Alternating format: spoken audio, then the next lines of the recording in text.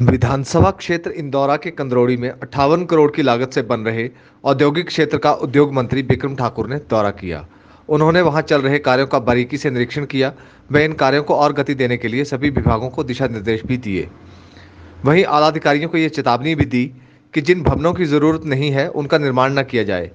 उन्होंने इस मौके पर बद्दी व नालागढ़ के औद्योगिक क्षेत्रों का हवाला देते हुए कहा कि वहां पर भी कई ऐसे भवन हैं जिनका उपयोग नहीं हो रहा है, जैसे महिला हॉस्टल आदि, तो इनका निर्माण ना किया जाए। इसके अलावा उन्होंने बन रहे भवनों, पावर ग्रिड आदि का भी मौके पर जाकर निरीक्षण किया।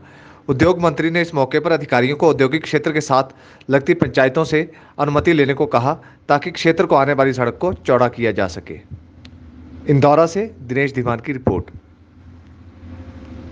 तो पहले SIDC पार्टनर थी इसमें, तो डेवलपमेंट कॉस्ट के हिसाब से 36 रुपये पर स्क्वायर मीटर रेट फिक्स किया गया था। लेकिन जब हिमाचल गवर्नमेंट ने इसको पूरा शेयर के लिए अब इसको टेक ओवर कर लिया, तो उसके बाद में अभी गवर्नमेंट ने इसके रेट जो है 24 रुपये कर दिए हैं। 24 रुपये पर स्क्वायर मीटर। तो उसके बावजूद भी अगर कोई इंडस्ट्री जो है कोई 2 साल के अंदर अंदर लगा देता है तो उसके लिए 60% उसको सब्सिडी दी जाएगी 2400 रुपये के ऊपर, यानी कि 960 रुपये पर स्क्वायर मीटर रेट है इसका। और वो पेमेंट रीपेमेंट जो है वो 8 सालों में करनी है। 8 सालों के लिए उसकी किस्तें बनेंगी। शुरू में उसको जो है at the time of applying उसको 12% रुपये मतलब जो उसका टोटल का पैसे जमा करने पड़ेंगे।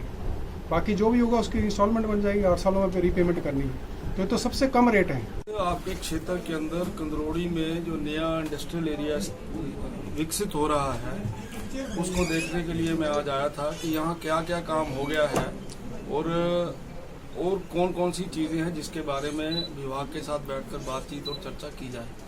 तो आज मैंने देखा है वहाँ पर, क्योंकि मुझे किसी ने इस बात की शिकायत भी की थी कि यहाँ पर काम धीमी गति से चल रहा है और बिजली विभाग के विषय में भी कुछ बोला था। लेकिन आज मैं संतुष्ट हूँ कि वहाँ पर सारी चीज़ें बिल्कुल ठीक है और आने वाले दिनों में अगर कोई इंडस्ट्री एरिया में कोई अपनी इंडस्ट्री एस्टेब्लिश करता है तो उसको जो मूलभूत सुविधाएं चाहिए वो सारी की सारी सुविधाएं वहाँ पे आ गई हैं और आने वाले दिनों में धीरे धीरे और इम्प्रूव करेगा। और मुझे बहुत अच्छा लगा कि इस क्षेत्र के अंदर एक मॉडल इंडस्ट्रियल एरिया, एक अच्छा इंडस्ट्रियल एरिया जो है वो एस्टेब्लिश हो रहा है। सर अभी तक इंडस्ट्री आई नहीं और ये इतना बड़ा ये ऐसा कुछ नहीं है।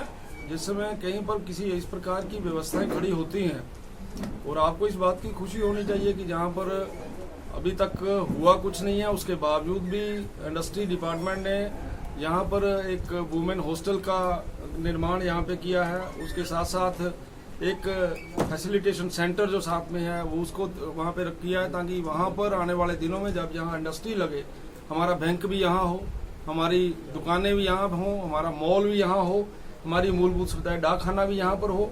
तो ये सारी चीज़ों की जो प्रिलिमिनरी तैयारी करनी चाहिए किसी चीज़ को यहाँ पे एस्टेब्लिश करने के लिए वो सारी चीज़ें हुई हैं और इसको संभालने के लिए कोई बाहर से नहीं आएगा, हमारा विभाग इसको संभालेगा। हमारा विभाग यहाँ तो सारी चीज़ें होनी है जो आप बोल रहे हैं वो भी होनी है।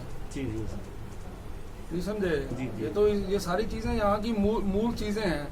जब कोई व्यक्ति अपनी इंडस्ट्री लगाएगा यहाँ पे, मान लो 2000 स्क्वायर मीटर में कोई इंडस्ट्री लगाता है तो नेचुरल है उसने उसकी रक्षा के लिए वहाँ सिक्योरिटी भी लगानी है।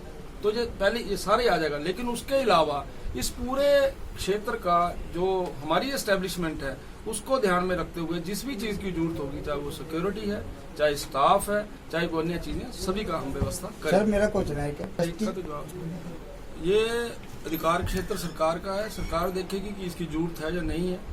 जैसा सरकार को लगा होगा वैसा ही होगा। अभी तक कोई अभी कुछ नहीं है, कोई ऐसी व्यवस्था नहीं है। इंडस्ट्री वालों को प्रॉब्लम आती है जो वहाँ पे अपनी माइनिंग का काम करता है, उसको लगता है कि ये व्यवस्थाएं होनी चाहिए। हम उनको एग्जामिन कर रहे हैं, हमें लगेगा कि इसको करना है तो करेंगे उसको।